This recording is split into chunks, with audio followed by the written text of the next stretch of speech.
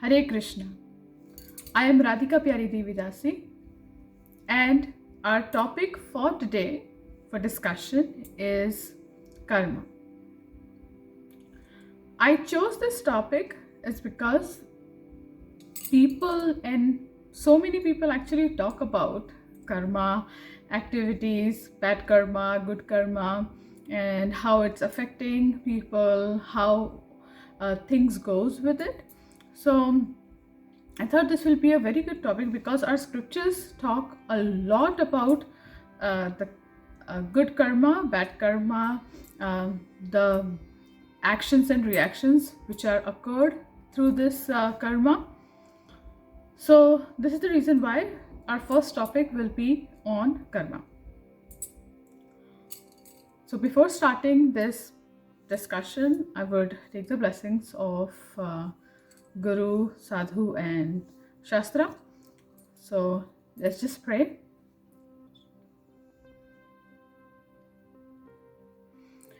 नमो विष्णुपदाय कृष्ण प्रेष्ठाय भूतले श्रीमते भक्ति वेदांत स्वामी निति नामिने नमस्ते सरस्वती देवे श्री गौरवाणी प्रचारिणे निर्विशेष शून्यवादी पाश्चात्य देशतारिणे जय श्री कृष्ण चैतन्य प्रभु नित्यानंद श्री अद्वैत गदाधर श्रीवासदि गौर भक्तवृंद हरे Krishna Krishna Krishna Hare Hare Hare Ram Ram Ram Hare Hare.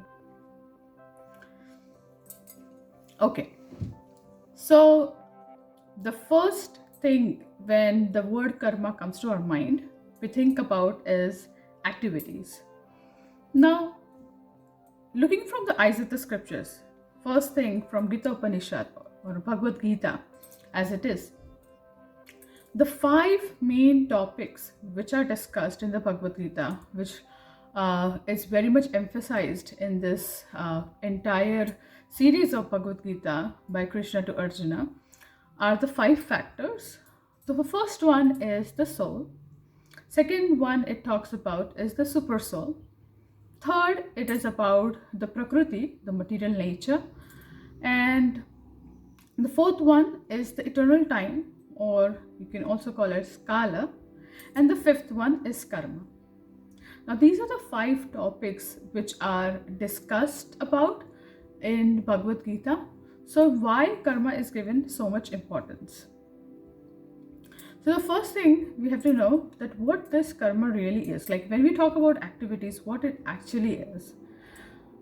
Bhagavad Gita introduction part, Srila Prabhupada emphasizes this very nicely. Now by the combination of the 3 modes of material nature or 3 gunas called the Satoguna, the Rajaguna and the Tamoguna, and under the control and the purview of the eternal time, there are activities, and these activities are actually called as karmas. Now, what happens is that there are these 3 modes of nature. Like Satagun means the mode of goodness, there is mode of passion, there is mode of ignorance. So Sataguna, Rajaguna and Tamoguna, they are under this material world or under this material, this Prakriti, these 3 variations of qualities each and every individual possesses in a higher or lower quantity. And every individual or conditioned soul is acting based on these gunas. Okay, so whenever there is a combination, like a person will have sometimes one guna more in proportion than the other guna, and then on that basis that person will be acting as his nature. Okay, so what happens is, suppose it is given as an example by Srila Prabhupada also that how there are shackles. Like we all in this material world, we have all come because we wanted to lord it over the material nature. Lord it means we wanted to enjoy in this material nature. So now what happened is that the material nature or the Prakriti is actually like a jailer, and we all are actually prisoners, but we think that those kind of prisoners we are who don't want to come out of this material world. We think that because we have got so used to this material nature that we think that this material nature is one of the best place to find the happiness, which is not, because this material world is called as Dukhalayam or Shashvatam. So now Satoguna is described as the shackles, or like the chains which a prisoner gets in his hand, where the prisoner's hands are tied or the feet are tied, but that is a shackle made of gold. Then the second one, which is the Rajoguna, is like the shackle made of silver, or you can say bronze. And then the third one is the Tamoguna, where the shackles are made of iron. Now, among these three gunas, the Rajo and the Tamoguna is of a lower quality than the Satoguna. Now, why? Is because the Sattva Guna is something which is at the highest point where an individual can rise themselves in this material world in terms of the qualities. And now from that particular guna, a person can try to elevate and go above it.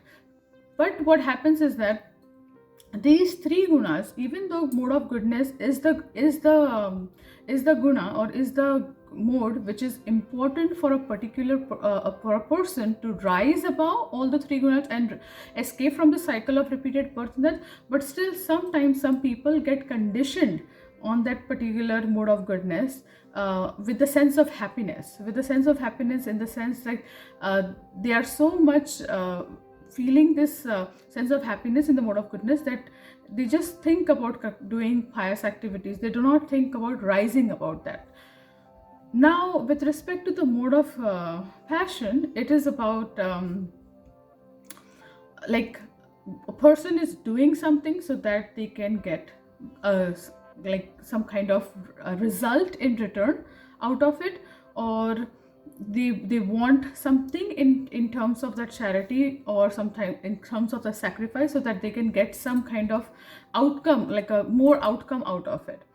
Now, the mode of ignorance is something where a person doesn't know what is wrong and what is right, and also cannot think about or discriminate between things. So these are the three gunas in between a living entity or a soul is always flipping back and forth. Now, some people are very much into the mode of goodness. Some people are very much, like if you talk about like poets who are like very much into scenery, or like positive and peace and all these things, and then there are philosophers and all that.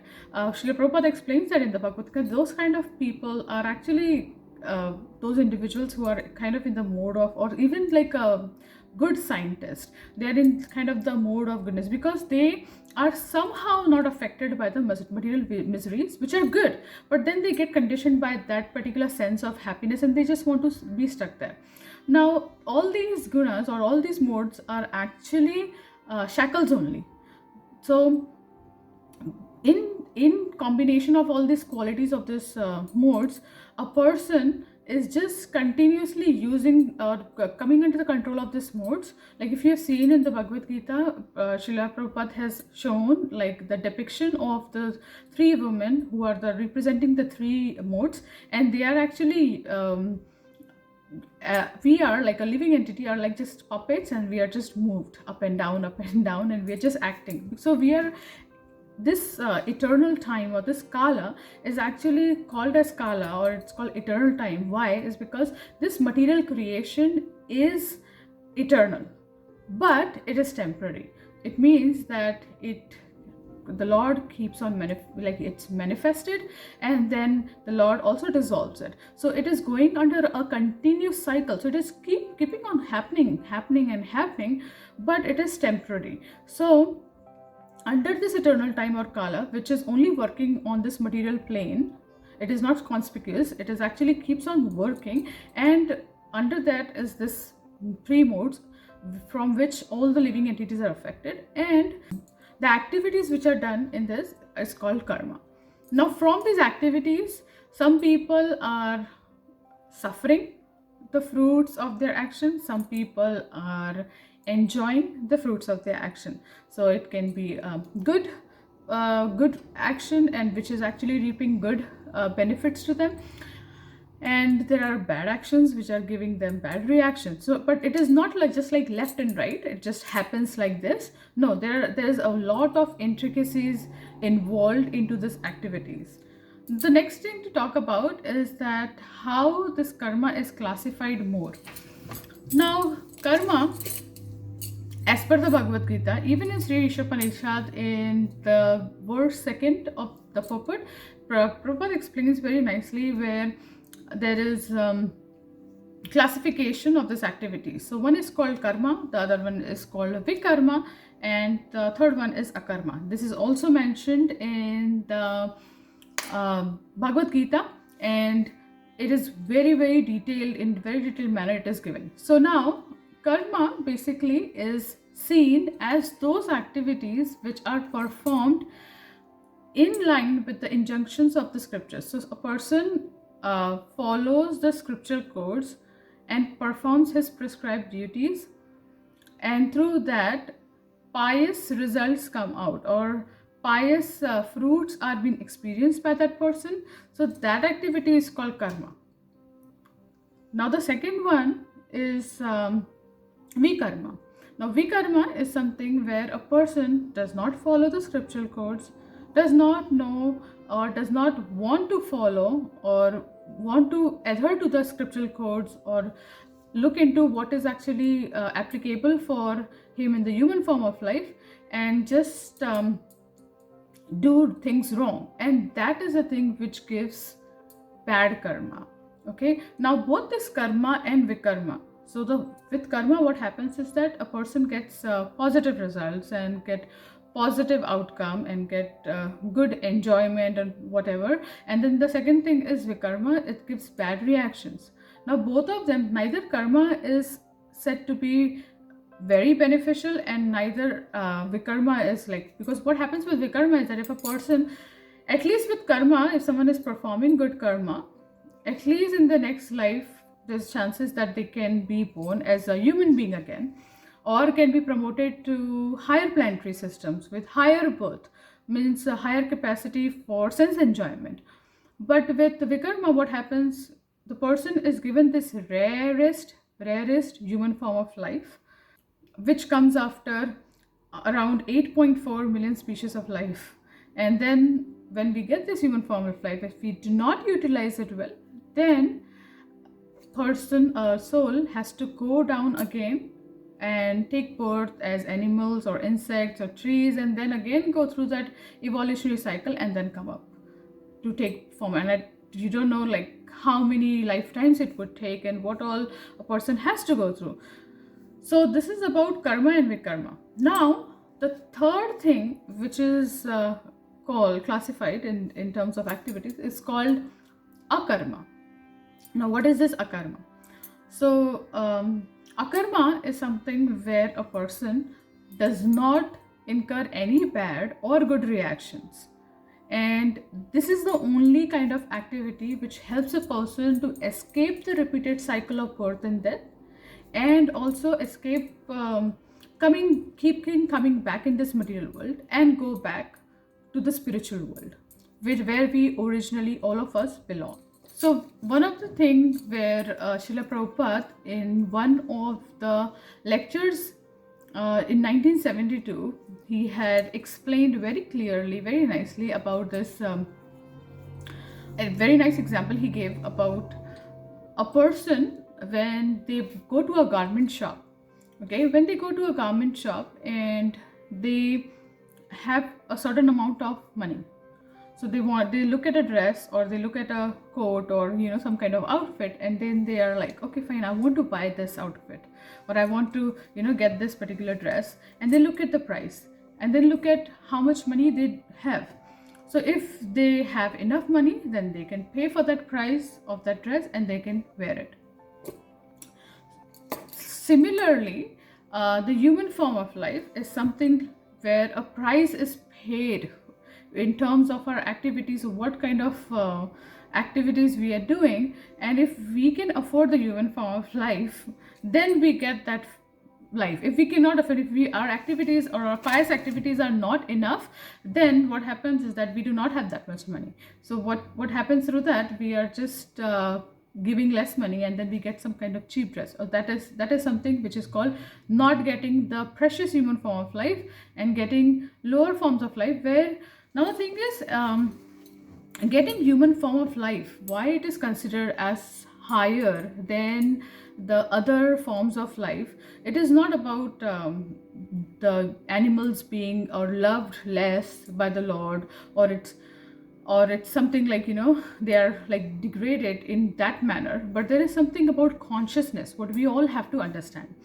So the animal form of life is such that human beings also do four factors which are very much essential for human beings, and that is the same for the animals or the lower species of life as well. So which is sleeping, eating, sleeping, mating, and defending. Now, animals also sleep like us, but there is something, a complexity or a sophisticated thing which a human being does. Now, animal can sleep anywhere on the ground or on, near the garbage or something like that, and they will find their sleep because they act out of instinct. But for human beings, they have this freedom that they can think about, oh, I would like something like more cushioned, or like a nice mattress, or like, they would want to facilitate and increase the luxury of their living so that they can have a better kind of living. So there is some kind of this sophisticated way of living which the human being have an advanced intelligence towards. Now, with respect to the instincts which I was talking about, now if you see the biocycle in the morning, like now we all have the clocks and the watches, but if you will notice that in the morning, if you wake up before sunrise, waking up before sunrise, you'll see that the crows, they just 5 minutes before sunrise, the crows will, like, all the crows will wake up, and then a flock of, crows or birds will be there flying, and then right after that, like, sunrise will be happening, because sunrise has happened on the horizon somewhere, so they wake up. But with respect to human beings, it is like we are having this freedom or this free will to utilize that particular intelligence in such a way that we misuse it. Sometimes going bed late, or not waking up before sunrise. This is not with the animals. They just act out of instinct. But with the human beings, they have been given that free will to such an extent that they question. Now, with respect to reasonings also, there is something higher reasoning which a human being does, which is inquiring about God, which the animals do not do. I mean, they do reason. If someone will give them food, okay, then the dog, suppose someone is giving dog food, so the dog will be like, okay, this person gave me food, next day the dog will come again to that person, like that, okay. But it will not think beyond that. Whatever it is thinking, it in terms of how he can satisfy his urge for eating, okay, or like that, enjoyment.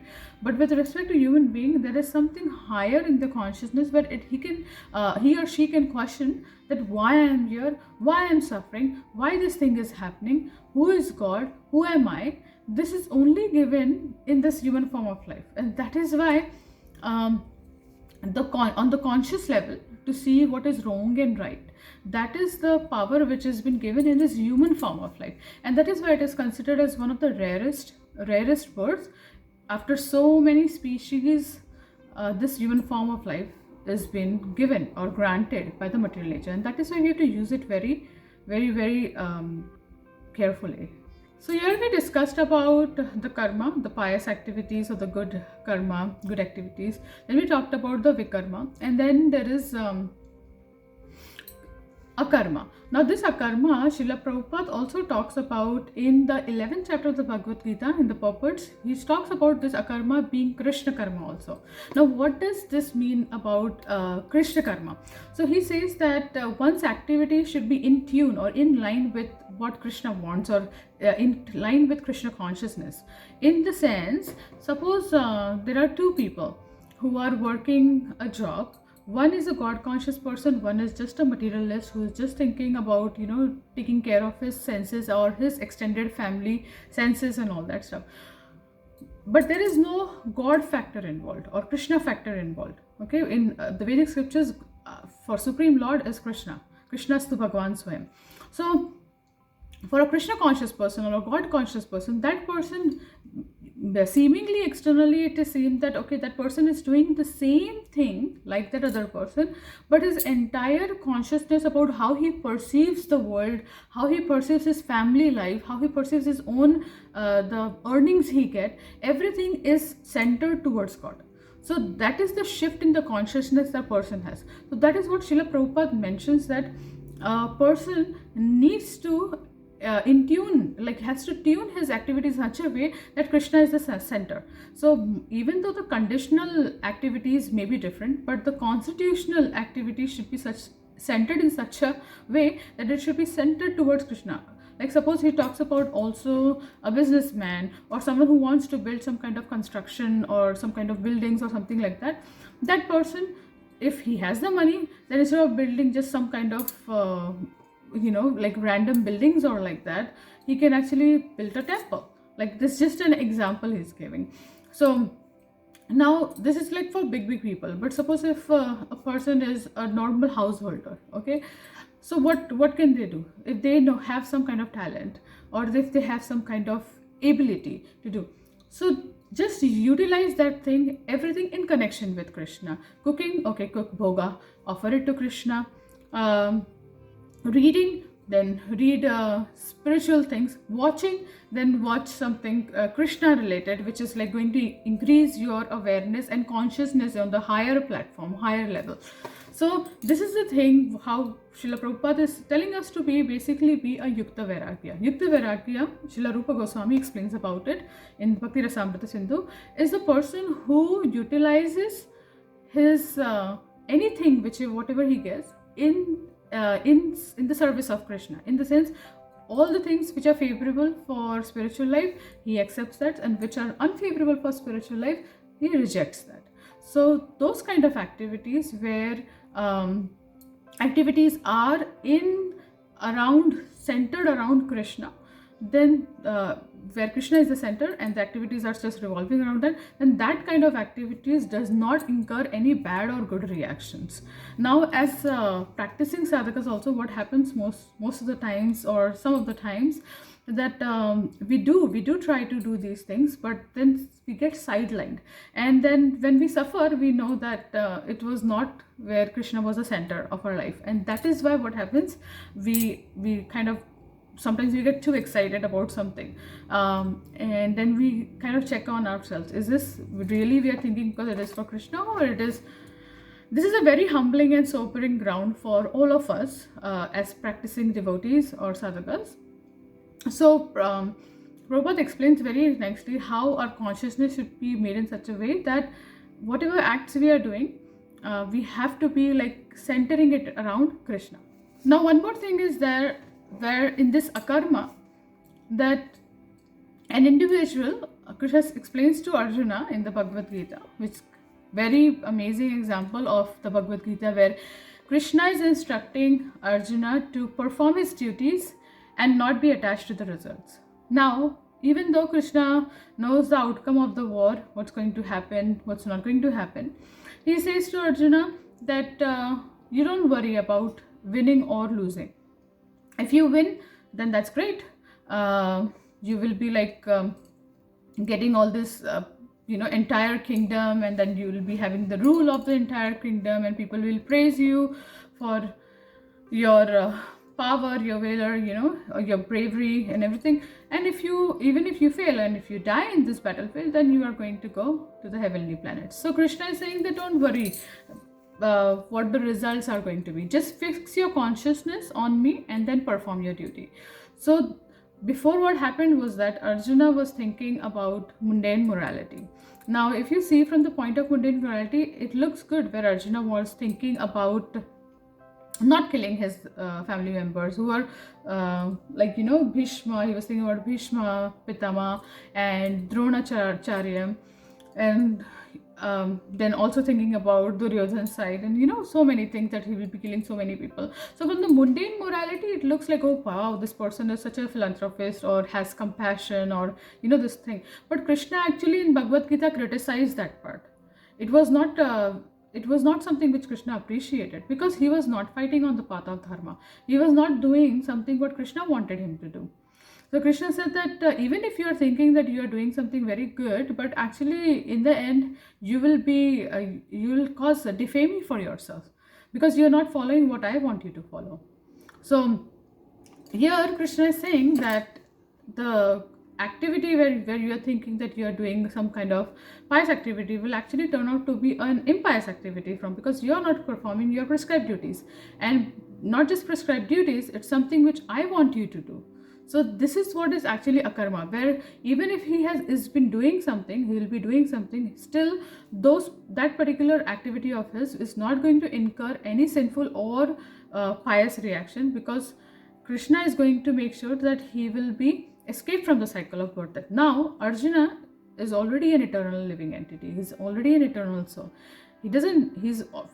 He's eternally following Krishna, and they are doing this pastime eternally. But Arjuna is representing us, conditioned souls. So this is actually for us. And also there is one more thing, is that we have to know that many times when we are trying to understand this part about results of karma and try to be detached, it's very easy for many of us or many of others to say that, oh, do this, and like Krishna says like this and all that. Now when I'm speaking about these things, this is for my purification, of course, and this is for, if you are hearing it, it is for your own purification also. It is not for us to go to someone and just say, if they have not asked for it, that, oh, do like this, or do like that, or something like that. So we have to be very much careful also to whom we are saying these kind of things, and how much really a person is looking for shelter in us.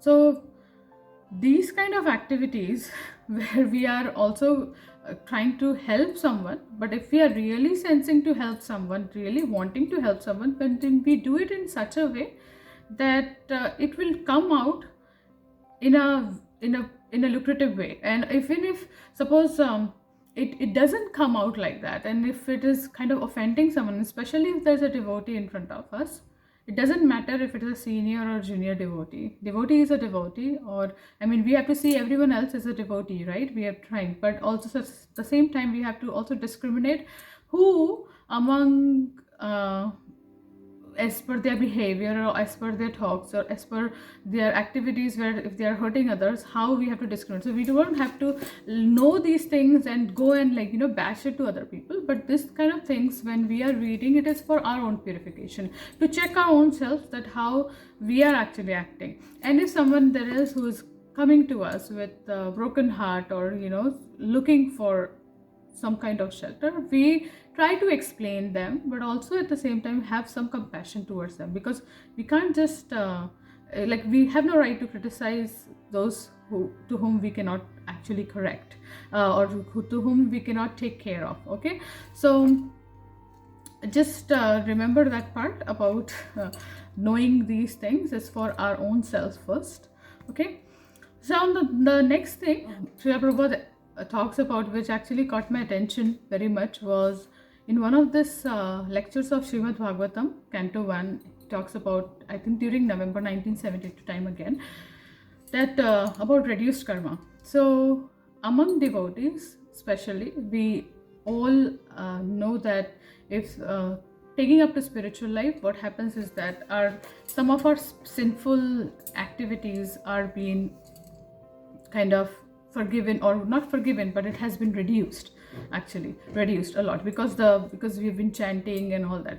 Now the thing is, here Srila Prabhupada is explaining that how if someone is a devotee, that person is suppose if that person commits some sinful activities, then like in Vrindavan there are sometimes dogs and hogs, and it has been said that some sadhu or someone might have done some wrong activities and then taken birth as a dog or a hog, and then after that this is like kind of a liberation thing for them, and then they might again get a birth, or might even go from that place back to Godhead. So Srila Prabhupada is explaining about this, that how doing sinful activities in the town and then becoming like dogs and hogs, then of course after getting that birth and getting that birth in Vrindavan itself, it is good. But then after that you have to carry on that cycle, in the sense take birth again as a human being. That happened with Jada Bharat also. We all might be knowing about the story of Jada Bharat, who was so much high on the spiritual platform, then got attracted to a deer and then took birth as a deer. But because he was um, had so much realization and spiritual development, that he became a Jati Smara. Jati Smara means a person who remembers his past life. So he remembered his past life. So he was like, I don't want to repeat the same mistake again, right? So Srila Prabhupada said that why to even go there? Why to even do that kind of mistake? So Srila Prabhupada talks about this reduced karma. Of course it happens for the devotees, but we all also have to know that we cannot take this thing for granted. Suppose someone knows that, okay, fine, if I eat prasadam, then a human form of life is guaranteed, but not on the strength of knowing that performing spiritual activities or spiritual life, I will be given a human form of life for sure. Or if I'm born in a devotee family, or I have this kind of birth, then it's easy peasy for me to, like, go back to her. No, it is not like that. Karma or this kind of activities, whatever we are doing, it all impacts, like, if it all depends upon the level of surrender of an individual also. So Krishna says that to the degree of your surrender, to that degree I'll take care of you. So karmic activities to act on us, it all depends on our level of surrender. And many times, many individuals, like even in sadhaka, the practices, they say that, oh, everything I'll leave on Krishna. But then they say like that everything I leave on Krishna, but still there is attachment there, and they do not leave it on Krishna. There is still that attachment there. There is still that impetus, and then they think that why I am suffering. So it is very good to increase one's surrender towards Krishna, at the same time knowing that one has to make sure that they do not perform those kind of activities, especially after coming to the spiritual life, and not repeating those mistakes again and again.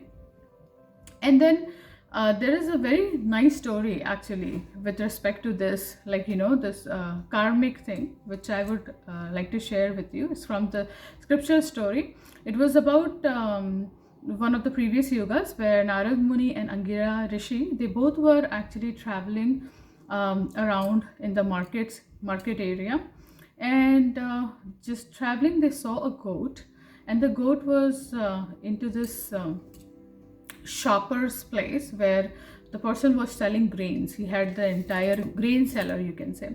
So the grain seller person, the goat went in there and started eating the grains. So the shopkeeper got so mad that it just hit the goat, and the goat started, like, wailing and crying, like ran away from there. So Narad Muni, Srila Narad Muni started laughing. So Angira Rishi just looked at Narad Muni, was like, you are such a great Rishi, how can you cry at the pain, how can you laugh at the pain of this poor goat who's just suffering? So Narad Muni said that this particular goat was actually the father of this shopkeeper in the past life. Thinking about the past life of this goat, I'm actually laughing, because this goat, who was the father of the shopkeeper, he was so attached to the shop, that in the next life he became goat, and he keeps coming there to just eat few morsels of the grain, and because he's so attached to the shop, he keeps coming there, and the son just hits him back. So knowing now from this story, what it is that karma is so intrinsic. Sometimes we do not know what a person will end up into. It's all where a person's consciousness is. Like so people also talk about how this person is suffering, did so many good things and still suffering. What did this person do? This person is suffering, like that. You need to know that karma is not just like left and right like that. It is so detailed, results of so many lifetimes, that every person is actually suffering. So there is this grain grinder, in that grain grinder, if you first put rice and then on the top you put any other grain and then you put dal, so if you expect that the dal to come out, it will not happen like that. First rice has been put, so rice will only come out, and you never know how many piles of grains are on top. For you to, in order for you to get the dal grinded and get into hand, you don't know how much time that will take. So people, living entities, are suffering or enjoying the fruits of the karma from God knows how many lifetimes. So the only way a person can actually save themselves from this repeated cycle of birth and death, like like uplifted birth or lower birth, is through the process of accepting God consciousness or Krishna consciousness, taking up the religious or regulative principles where one can live a civilized human form of life, first learn to live a civilized human form of life, and then go further than that. Okay, so first we have to become human beings. We cannot act like animals. So that is why these regulative principles of no meat eating, no illicit sex life, no intoxication, and no gambling has been given to us. So this four principles doesn't make us devotee really, or like a pure devotee or pure realized soul, but this actually helps us to remain stable on that mode of goodness level. So after that, when we are doing this, then we start going ahead of that. So I think I shared pretty lot of things about karma, and the video is, I think, going really long, but I have like lots and lots more things to share. But I would like to know first, after you hear this video, what are your thoughts about it? What are the points which I missed, and what you would like me to focus on more or answer you?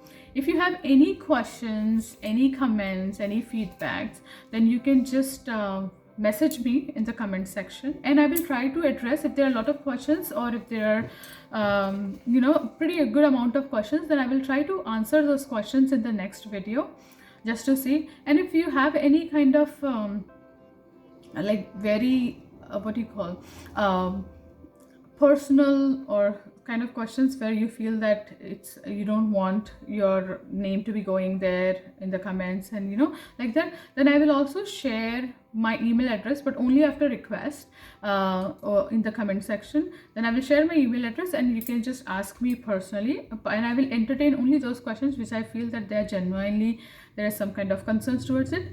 So I really had very, very purificatory time in talking about this. It just rebrushes my entire thing about what I read and hear. It is really beautiful to share, to come out and share with you this thing. It just gives me more energy. It just, I think I take pleasure in, I think, seeing others like liking or like being happy or having their questions. I think helping others is something like I find that kind of satisfaction, and especially when it is in terms of Krishna consciousness. And if this makes Krishna happy, then this is the best thing, the best service I can do. So please let me know how this one video was, and then we can go forward after that, and you can even suggest me some topics related to what you want me to talk next, and I will be very happy to discuss with you.